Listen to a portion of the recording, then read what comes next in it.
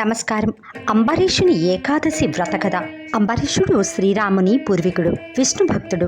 ఈయన ఏకాదశి వ్రతం చేసి ఉపవాసం ఉండి మరునాడు ద్వాదశి గడియలు ముగిసేలోగా ఉపవాస దీక్ష విరమణ చేసి బ్రాహ్మణ సమారాధన చేయబోతుండగా దుర్వాస మహర్షి వస్తాడు. ఆయనకు ఆర్ఘ్యపార్ధ్యాలు ఇచ్చి భోజనానికి పిలువగా స్నానమాచరించి వస్తానని వెళతాడు దుర్వాసుడు. ఎంతకు దుర్వాసుడు రాకపోయేసరికి ద్వాదశి గడియలు గడిచిపోతున్నాయి. విరమణకు భుజించకపోతే వ్రతభంగం అవుతుందని, భుజిస్తే అతిథి కంటే ముందుగా భుజించినందుకు భంగపరిచినట్లు అవుతుందని అంబరీషుడు సమారాధన చేసి శ్రీహరి పాదతీర్థాన్ని సేవించి దీక్షా విరమణ చేస్తాడు. తిరిగి వచ్చిన దుర్వాసుడు అతిథి కంటే ముందుగా భుజించినందుకు ఆగ్రహోదగ్రుడై తన జటలలో ఒకదానిని నేలపై కొట్టి మహాకృత్యను సృష్టించి అంబరీషుని మీదకి విడిచిపెడతాడు. అంబరీషుడు విష్ణు భక్తుడు కావున విష్ణువు సుదర్శన చక్రాన్ని విడిచిపెడతాడు.